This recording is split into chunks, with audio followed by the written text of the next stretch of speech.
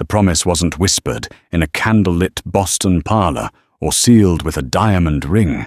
It was born in the heart of the unforgiving Arizona territory, under a canopy of stars, so bright they seemed to burn holes in the night.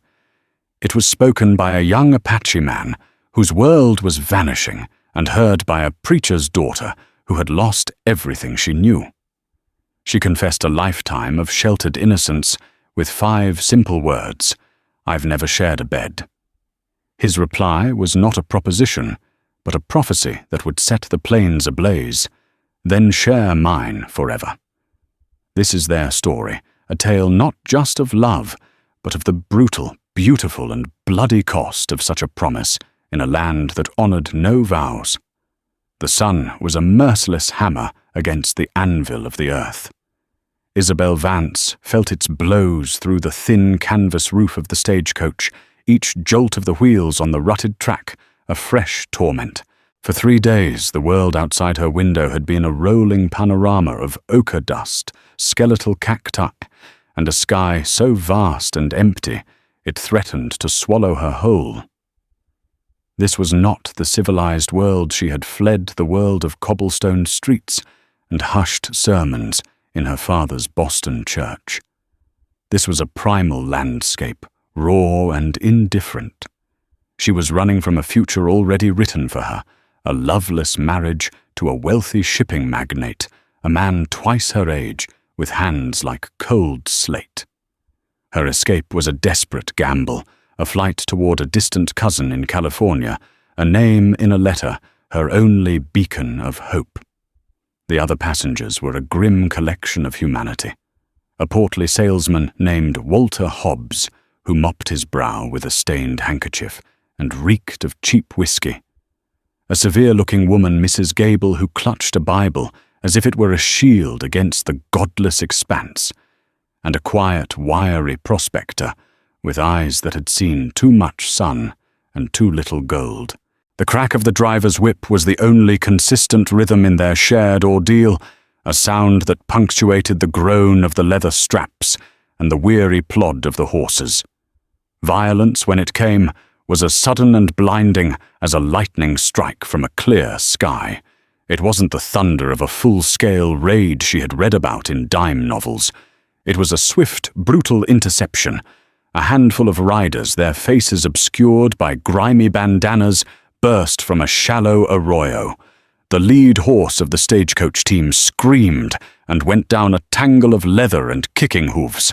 The coach lurched violently, tipping onto its side with a deafening crack of splintering wood. Isabel was thrown against Mrs. Gable, the world dissolving into a maelstrom of dust, shouting, and the terrifying sharp report of gunfire. When the chaos subsided, she found herself half buried under luggage, the salesman's body a dead weight beside her. His eyes were wide, staring at a canvas roof that no longer existed. Silence descended thick and heavy, broken only by the buzzing of flies and the low, pained moan of the prospector. The bandits were efficient. They tore through the wreckage, their voices low and guttural. They took the strongbox, rifled through the pockets of the dead, and ripped a locket from Isabel's neck, a tiny gold oval containing a miniature of her late mother. When she instinctively cried out, a rough hand backhanded her across the face. The blow sent a spray of stars across her vision, and the world went dark. She awoke to a profound silence. The sun had begun its descent, painting the western clouds in strokes of blood orange and violet. The vultures were already circling, patient black specks in the infinite blue. Pain throbbed in her head, and a deep, ragged cut on her arm oozed sluggishly. She was alone. The bandits were gone. The bodies of the other passengers and the driver lay still in the wreckage. They had taken the remaining horses, leaving her to the elements.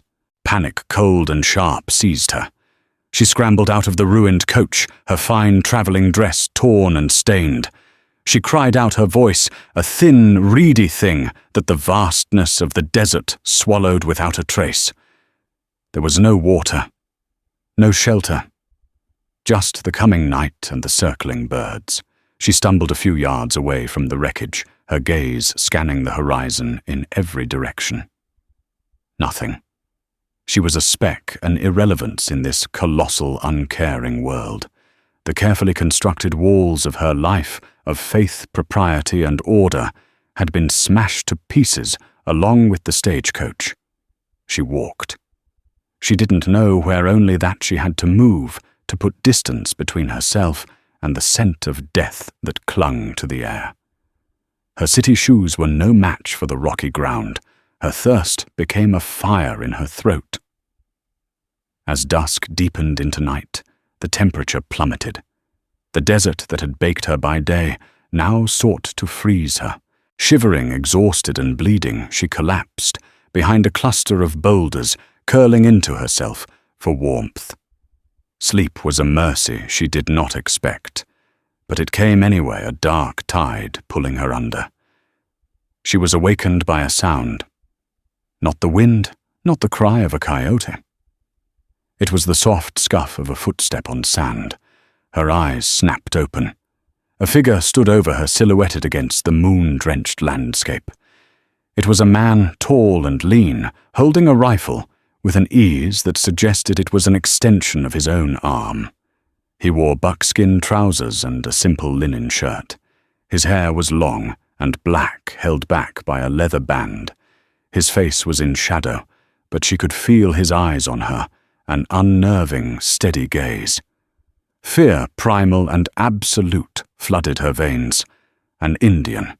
The stories she'd heard, the whispers of savage raids and unspeakable cruelties, all rushed into her mind. She tried to scream, but only a dry rasp escaped her lips. The man knelt, moving with a silent grace that was almost unnerving. He didn't speak.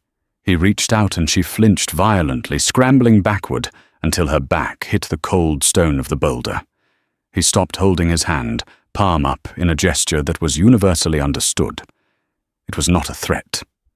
He spoke his voice, low and calm, the English words carrying a faint musical accent that was entirely foreign to her. "You are hurt." It was not a question. He gestured to her arm. Then he unslung a canteen from his shoulder and held it out to her. Water. The sight of it, the promise of it, momentarily overrode her fear. Her hand trembled as she reached for it. He guided it to her lips, and she drank the cool liquid, a blessing on her parched throat.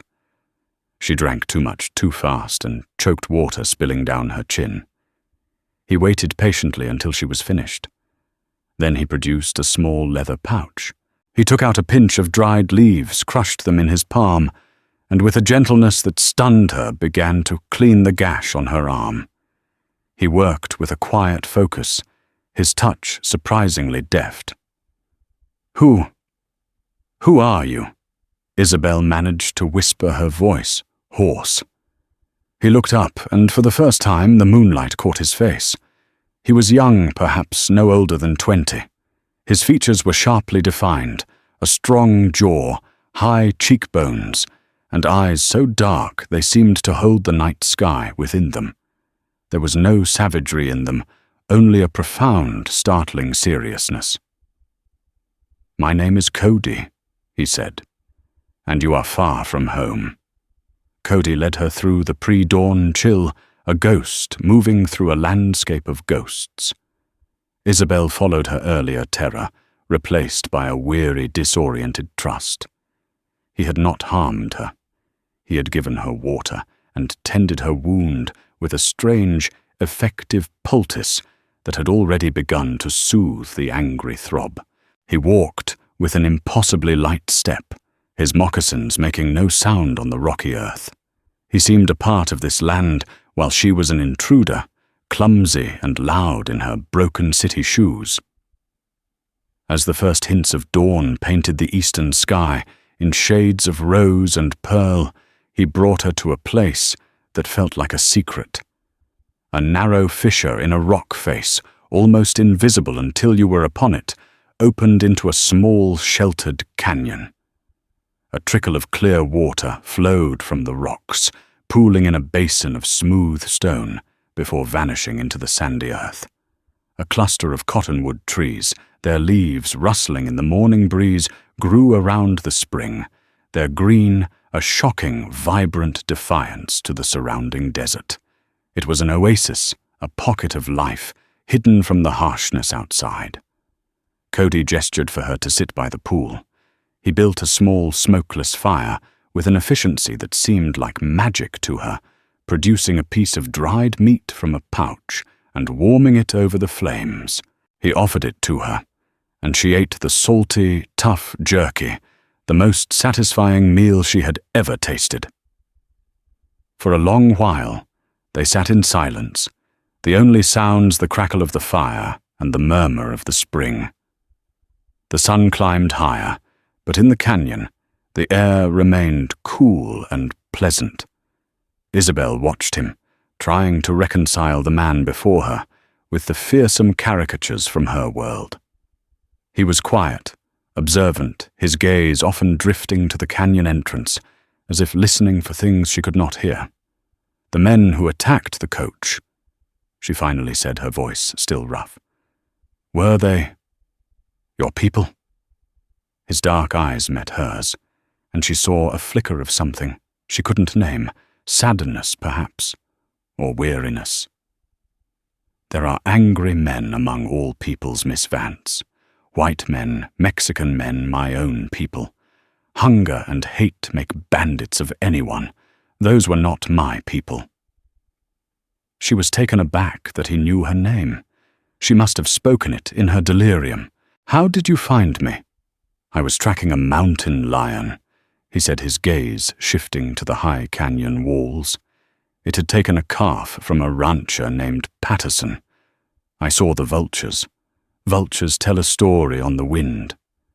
This one was a story of violence. He paused, looking back at her. I did not expect to find a survivor.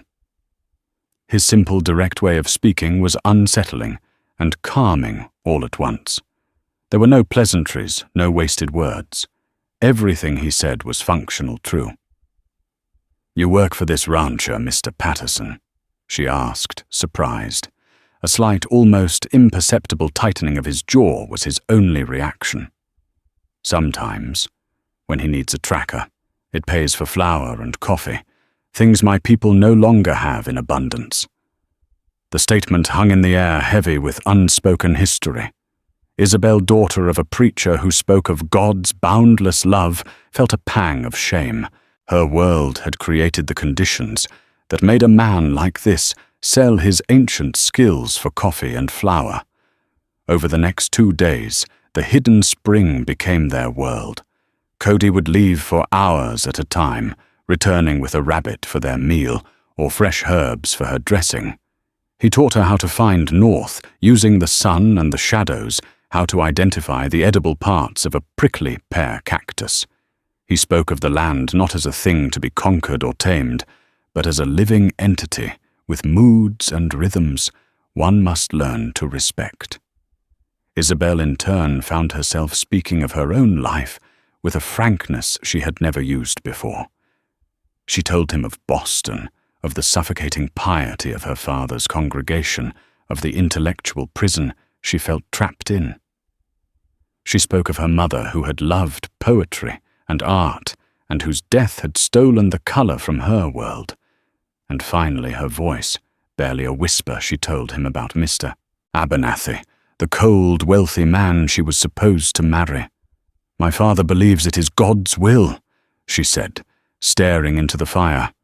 A providential match that will secure the church's finances and my future.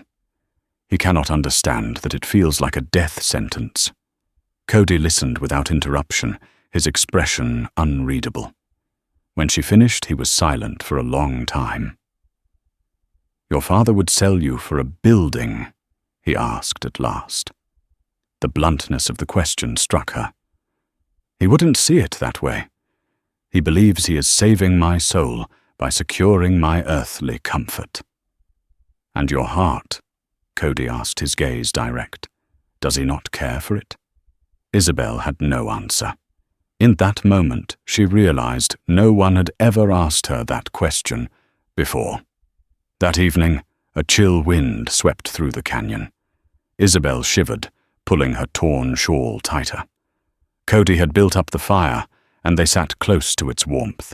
He had given her his own blanket the night before, a thick wool trade blanket, while he slept with only a thin hide between him and the ground. "You should take the blanket," she insisted. "You'll freeze." He simply shook his head. "My body is accustomed to the cold.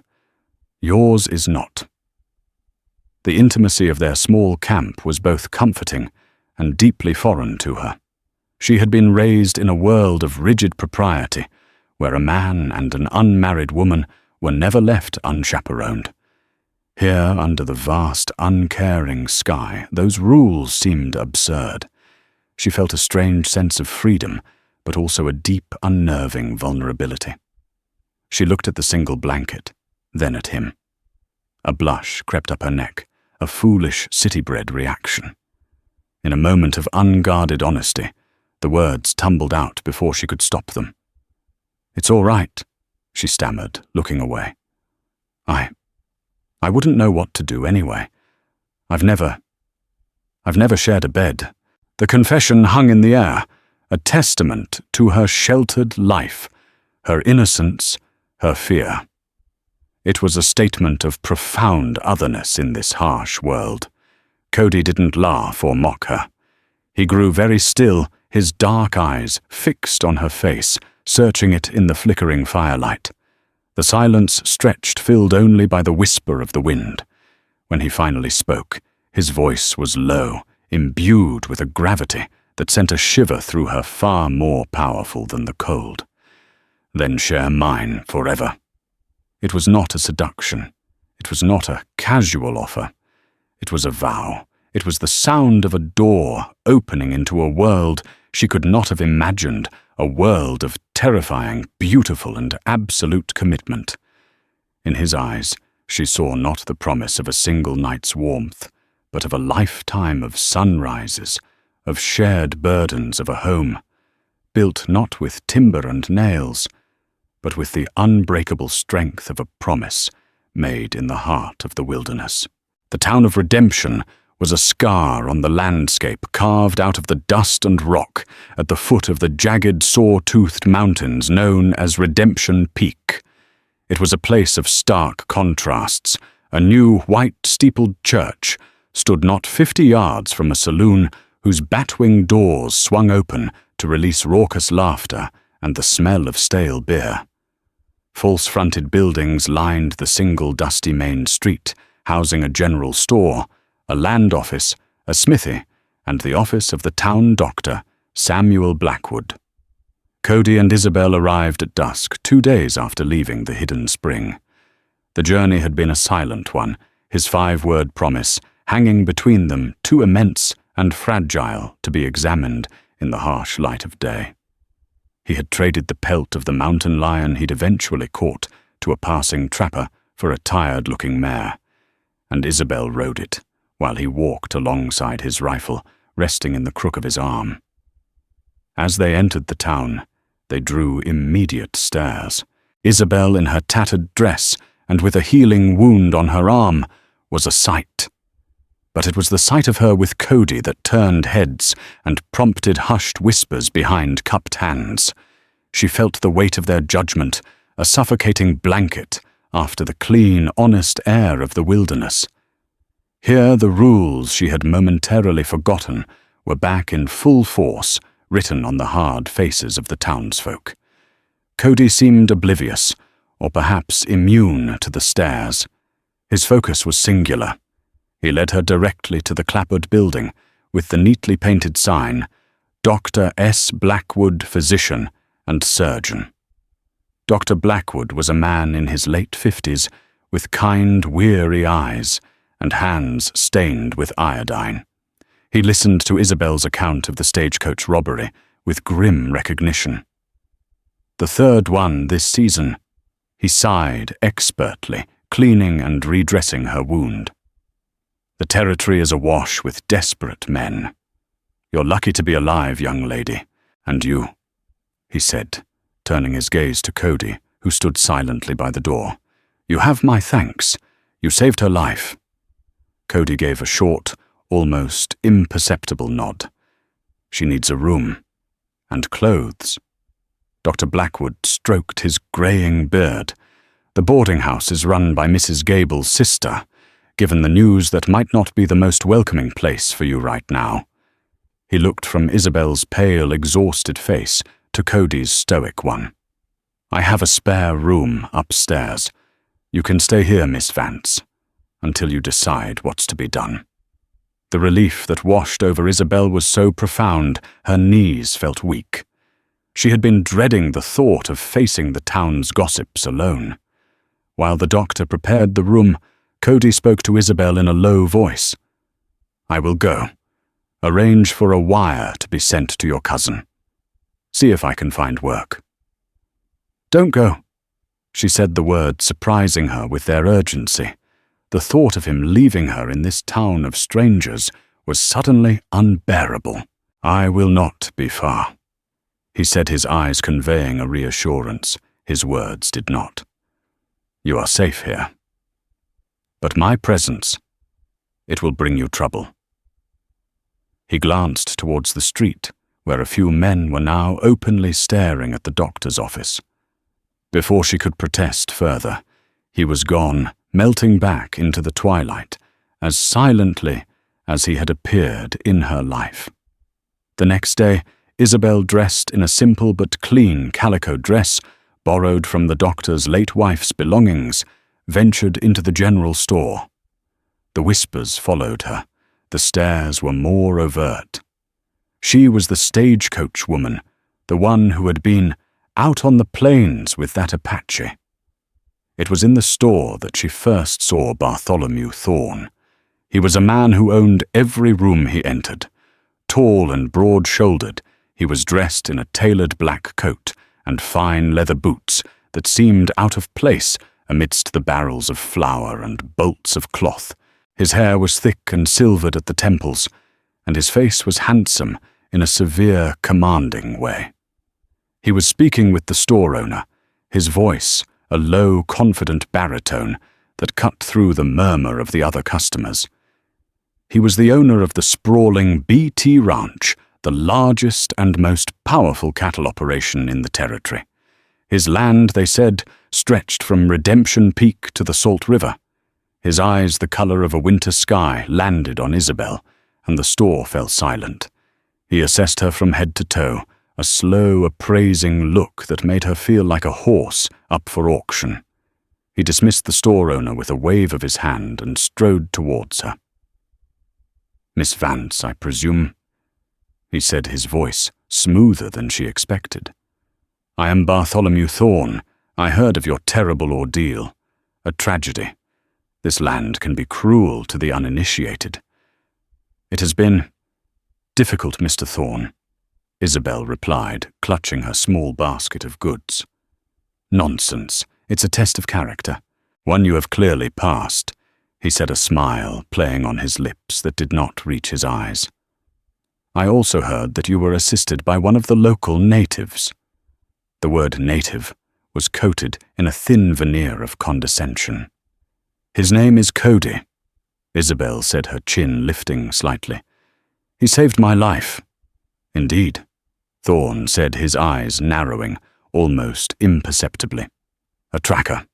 He has done some work for my foreman, useful in his own way, but hardly a suitable companion for a lady of your quality." He stepped closer, lowering his voice.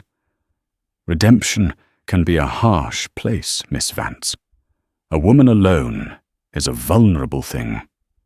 You will find that a powerful friend is the most valuable commodity one can possess." His implication was as clear as it was chilling. He was offering his protection, but it felt more like a claim of ownership. Just then, the bell above the door jingled, and Cody entered. He had a few dollars in his hand, earned from a morning spent shoeing horses at the smithy. He stopped when he saw Thorne standing so close to Isabel. The atmosphere in the store crackled with tension. Thorn turned slowly, a look of amused disdain on his face. "Well, look what the wind blew in. Finished your work at the forge, boy." Cody's expression remained unchanged, but Isabel saw his hand clench slightly at his side. He did not reply to Thorn, his dark eyes fixed on Isabel. "Are you ready?" he asked her. The simple question was a challenge. It drew a line in the dust of the general store. On one side stood Bartholomew Thorn, with his wealth, his power, and the unblinking support of the town. On the other stood Cody, with nothing but his quiet dignity, and the promise he had made her under the stars. Isabel's choice of who to answer would be a declaration. "Yes, Cody," she said, her voice clear and steady as she walked to his side. "I am." Thorn's smile vanished. He watched them leave the store, his pale eyes turning to chips of ice. He had offered her his protection, and she had chosen the company of a savage over him. It was more than a rejection. It was an insult. And Bartholomew Thorn was not a man who suffered insults. He looked out the window at the distant, shimmering lands. To the south, lands his cattle needed, for grazing lands, the Apache tribe Cody's people still considered their own. He had wanted that land before. Now he would take it. And he would take the girl too. He would break them both. Life in redemption settled into a tense routine. Isabel stayed under Dr. Blackwood's roof, helping him organize his medical supplies and tend to his small garden. She sent a telegram to her cousin in California, but the reply that came back a week later was a blow. The cousin had moved on address, unknown, likely heading for the gold fields further north. The last fragile thread connecting her to her old life had snapped. She was truly alone, adrift in a world that was not her own. Cody remained on the periphery of the town, a silent guardian. He took odd jobs, earning enough to keep himself fed, but he never stayed within the town limits after sundown. He would meet Isabel in the evenings by a small creek just outside of town, a neutral ground where the prying eyes of redemption were absent. They talked for hours, their bond deepening in these stolen moments. He told her of his people, of the son they had lost to a soldier's fever, of the sacred places in the mountains that were being desecrated by miners. She in turn read to him from a book of poetry she had salvaged from her luggage, her voice soft in the fading light. The world of sonnets and verses was as alien to him as the language of the stars was to her, but he listened, captivated by the rhythm and the emotion in her voice. His promise, "Share mine forever," remained unspoken between them, a living thing that was both a comfort and a terrifying uncertainty. How could such a forever exist in a world so determined to keep them apart? Bartholomew Thorn, meanwhile, began to move his pieces across the board. He did not approach Isabel with threats or intimidation. His methods were far more insidious. He began a campaign of charm. He sent a bouquet of rare desert marigolds to the doctor's house. He had a new dress, a fine blue silk, delivered from a catalog merchant in Santa Fe. He would tip his hat to her on the street, his manner always impeccably polite, his cold eyes always watching. The townsfolk, seeing the richest man in the territory showing such favor, shifted their allegiance. Their whispers about Isabel changed from condemnation to envy. She was no longer just the stagecoach woman. She was the woman who had caught the eye of Bartholomew Thorn. His attention was a shield deflecting the town's scorn, but it felt to Isabel like the walls of a beautifully appointed cage closing in around her. One afternoon, Thorn requested a formal meeting. He came to Dr. Blackwood's office, and the doctor, with a look of deep unease, left them alone in his small parlor. "Miss Vance," Thorn began dispensing with pleasantries. "I am a direct man. I know your situation. You are without family, without funds, and without prospects. This is no place for a woman of your breeding and delicacy to be alone." I am managing Mr. Thorn, Isabel said coolly. For now, he countered smoothly. But winter is coming.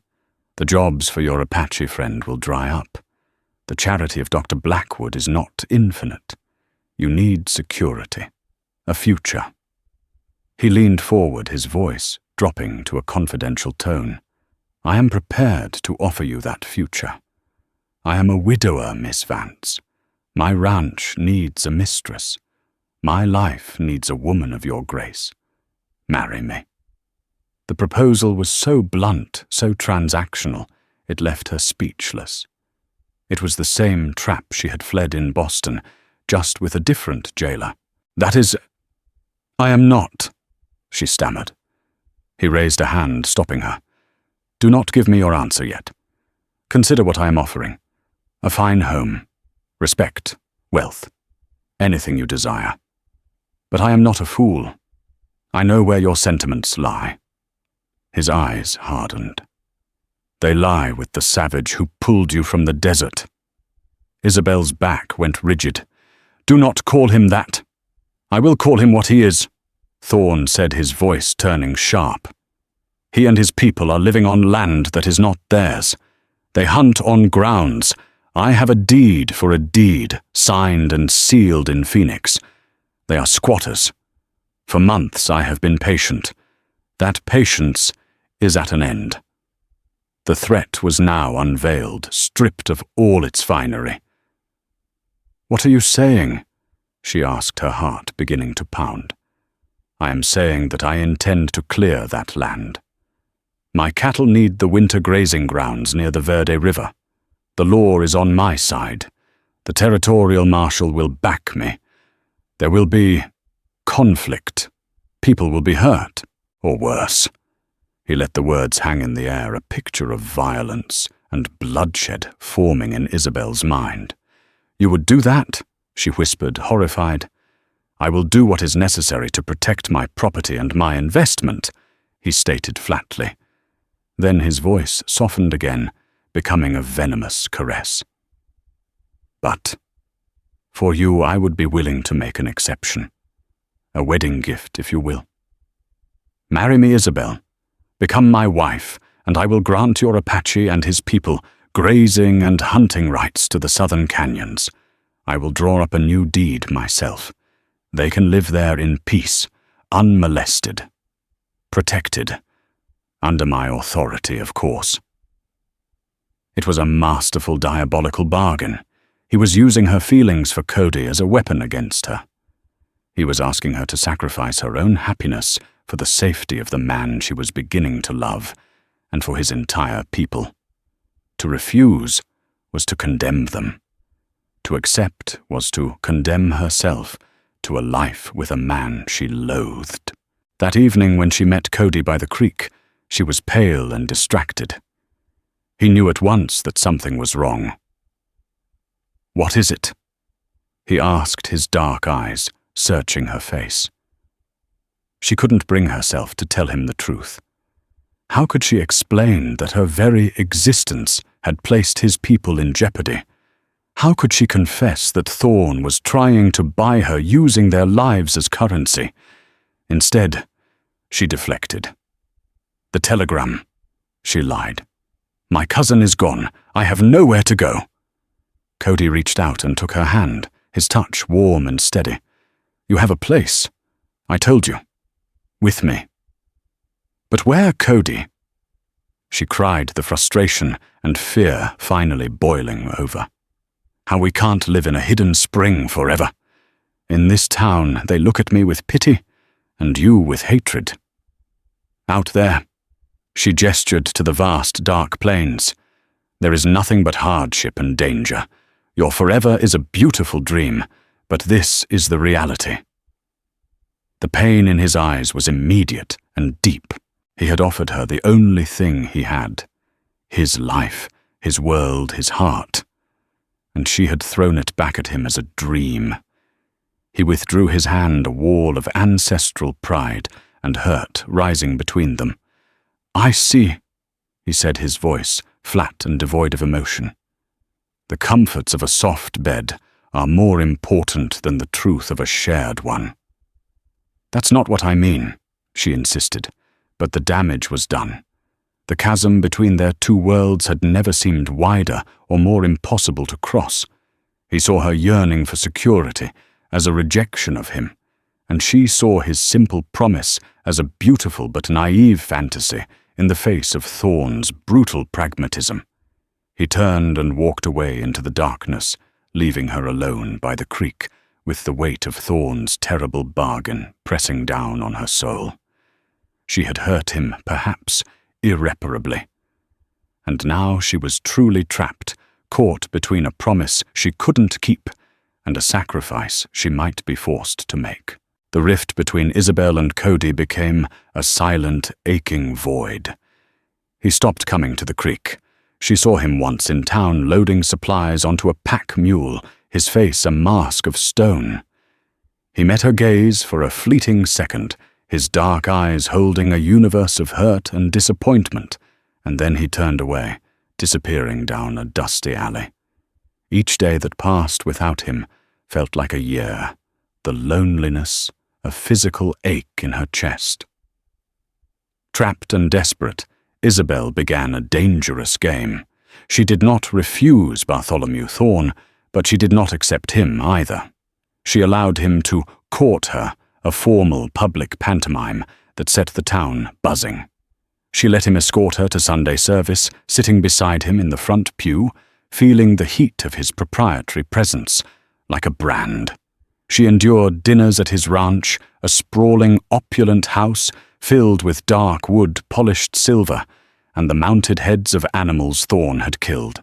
During these evenings, she probed, she listened, trying to gauge the true extent of his ruthlessness, searching for any weakness she could exploit. She learned that his claim to the Verde River grazing lands was legally tenuous, based on an old Spanish grant that was being disputed by the territorial government. This was why he needed to force the Apache out quickly to establish a claim by occupation before the federal surveyors arrived in the spring. This small kernel of knowledge gave her a sliver of hope. Time. If she could buy them time, perhaps something could change. Her compliance, however, came at a great cost to her soul. She felt like a hypocrite, smiling politely at Thorne's self-important monologues, while her heart screamed in protest. Dr. Blackwood watched her with worried eyes. "Be careful, Isabel," he warned her one evening as she returned from the ranch. "That man is a snake. He'll offer you the world on a platter, but it'll be poisoned." "I know what I'm doing, Doctor," she replied, though her voice lacked conviction. But did she? Every day she spent in Thorne's company felt like a betrayal of Cody and the pure, simple promise he had made her. Meanwhile, Cody had returned to his people's seasonal camp, a small, secluded encampment in a canyon carved by the Verde River. The news of his association with the white woman from the stagecoach had preceded him. He was met with suspicion and concern, especially from the elder Greyfeather, a man whose face was a roadmap of long years and many sorrows. "You carry her scent on you, Cody," Greyfeather said, his voice raspy like dry leaves. They sat by the communal fire, the ancient language of their people flowing between them. "It is the scent of trouble. Their world is poison to us." "She is not like the others." Cody argued his own words, sounding hollow even to himself after her rejection of his dream. "They are all alike in the end," the old man stated, his eyes on the flames. "They come with soft words and promises, but their shadows are long and full of soldiers and fences. You are one of us, but you have lived too long in their world. You have forgotten who you are. This woman will make you forget it completely." Cody's heart was a battleground. Greyfeather's words echoed the doubts that now haunted him. Had Isabel been right? Was his promise of a shared life just a fantasy? He watched his people, their numbers dwindling, their faces etched with the hardship of a world that was shrinking around them. He saw the children, their bellies not as full as they should be.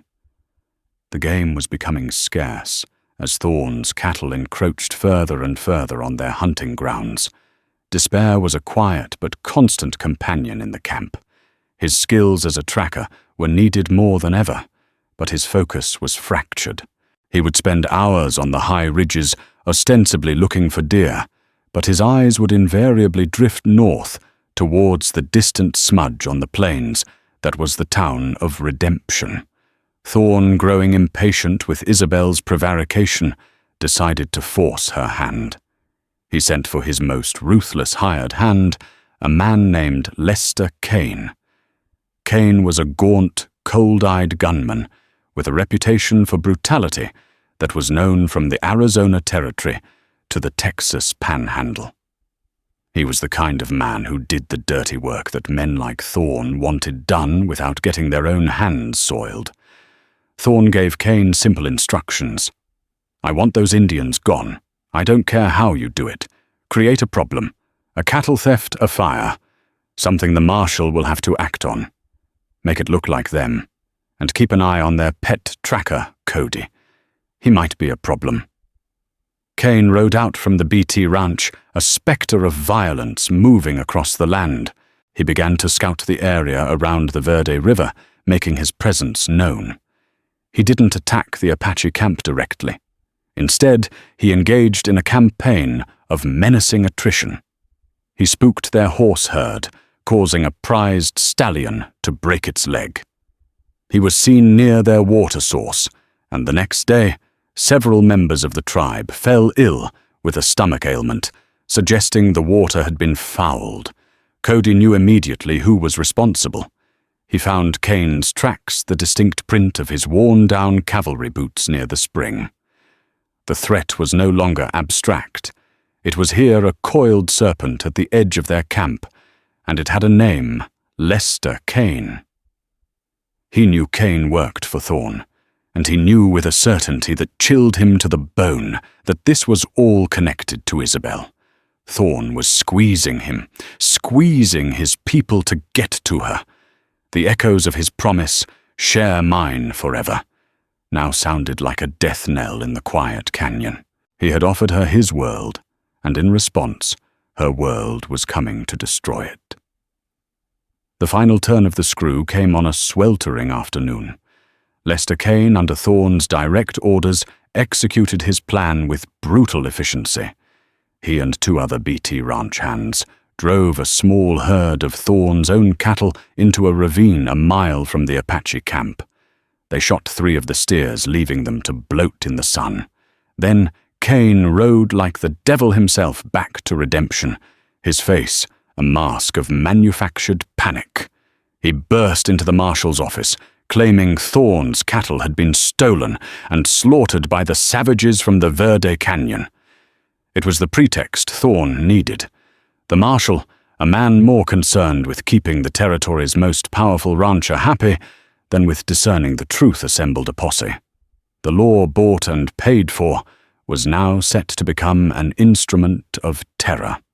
Dr. Blackwood overheard the commotion from his office across the street. He saw Kane's theatrical performance and the grim-faced men gathering with rifles and ropes. His blood ran cold. He knew Thorn's character, and he knew this had the stink of a setup. He also knew Isabel was scheduled to have supper at the BT ranch that very evening, Thorn's final ultimatum. At the ranch, the atmosphere was thick with a triumphant tension. Thorn was exceptionally gallant, pouring Isabel a glass of the finest wine. He believed he had won. The news of the raid would reach them soon, and she would be left with no choice but to turn to him, her last and only savior. "You look troubled, my dear," Thorn said, his voice dripping with false concern. "Is the wine not to your liking?" "I am simply tired, Mr. Thorn," Isabel replied, her mind racing. She had been playing for time, but she sensed her time had just run out. Their strained meal was interrupted by a junior ranch hand, who, not privy to the full extent of the conspiracy, rushed into the dining room. "Mr. Thorn, sir," he panted. "Lester Kane is back. He says the Indians have stolen and killed our cattle. The Marshals forming a posse right now. They're riding for the Verde Canyon at sundown." The color drained from Isabel's face. She looked at Thorn, and in his cool, triumphant eyes, she saw the truth.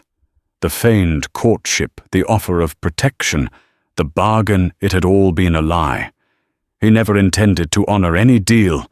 He was going to wipe them out regardless. She was not a prize to be won. She was merely a pleasant distraction in his conquest. "You," she whispered, her voice trembling with rage and horror. "You planned this." Thorn's charming facade finally dropped. He dabbed his lips with a linen napkin and gave her a chillingly calm smile. "I plan for every contingency, my dear. I am simply clearing my land. The law is with me. By morning, your Indian problem and mine will be solved. And you will still be here.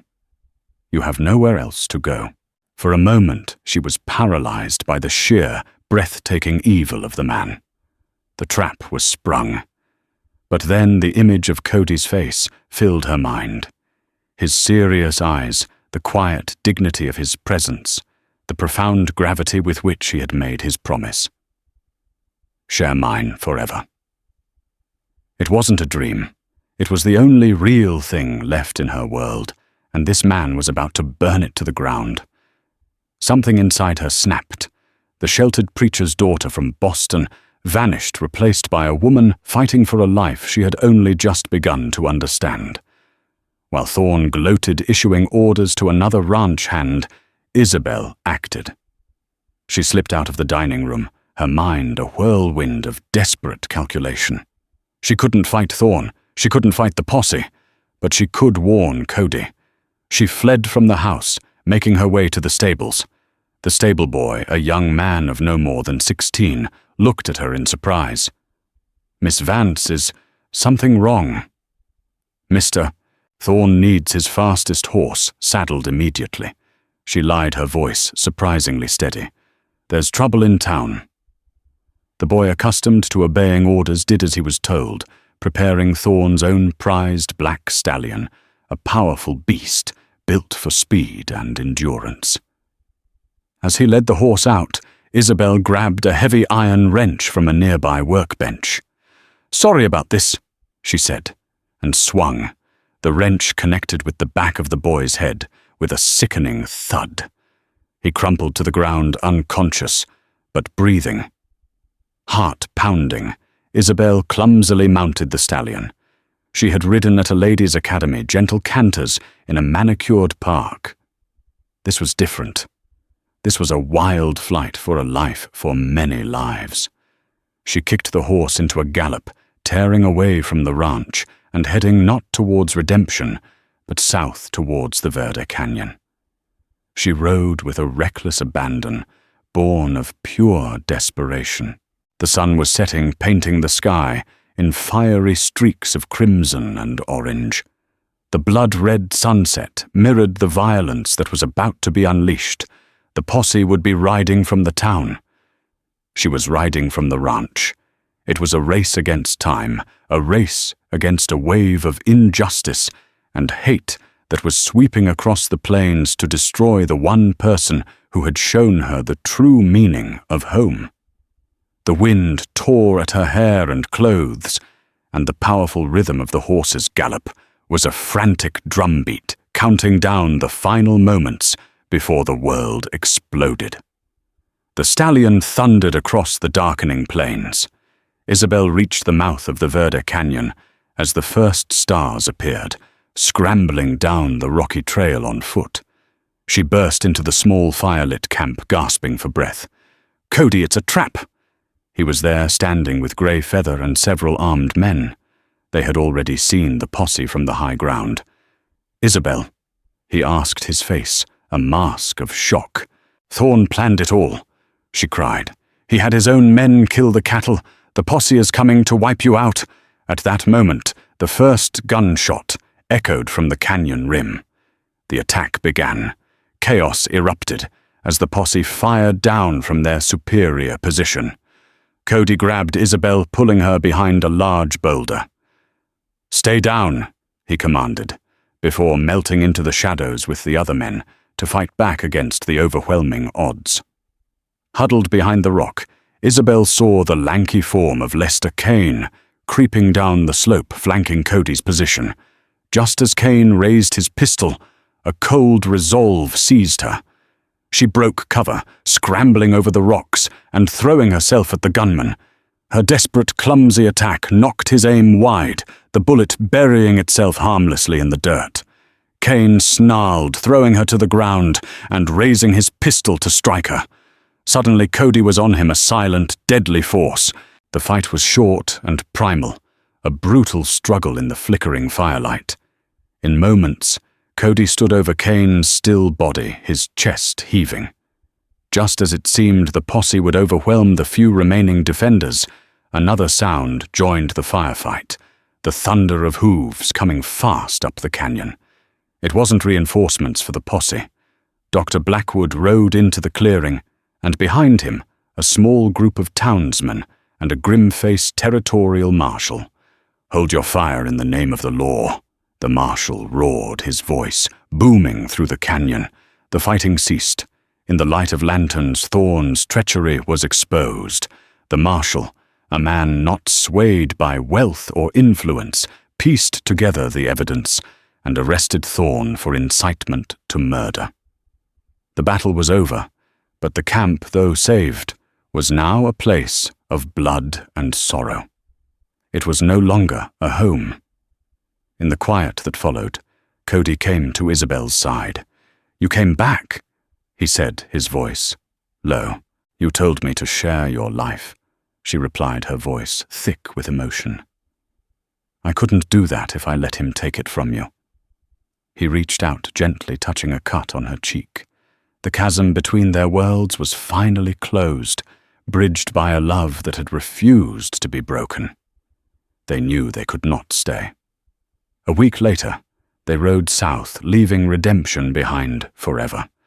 They had a single horse and a few supplies from Dr. Blackwood. As they crested a high mesa, they paused, looking out at the vast, unknown wilderness ahead.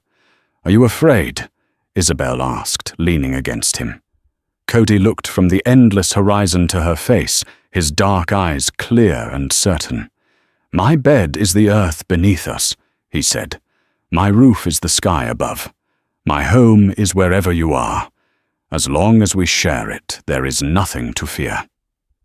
They turned their horse and rode on two small figures heading toward a horizon that held the promise of a life together. The story of Isabel and Cody isn't just a tale from a time long past. It's a testament to the enduring power of a promise made in the face of impossible odds. It reminds us that love isn't about shared comforts, but about shared courage. It's about finding your home, not within four walls, but in the heart of another person, even when the entire world tries to tear you apart. Their journey into the horizon was the true beginning, a life built not on what they had, but on what they were willing to be for each other. If this story of bravery, sacrifice, and unbreakable love moved you, please help us share it. Hit that like button to let us know and share this video with a friend who appreciates epic stories from the heart of the American West. Most importantly, subscribe to our channel and ring that bell. We have so many more tales of forgotten heroes and legendary promises to bring you. Thank you for listening.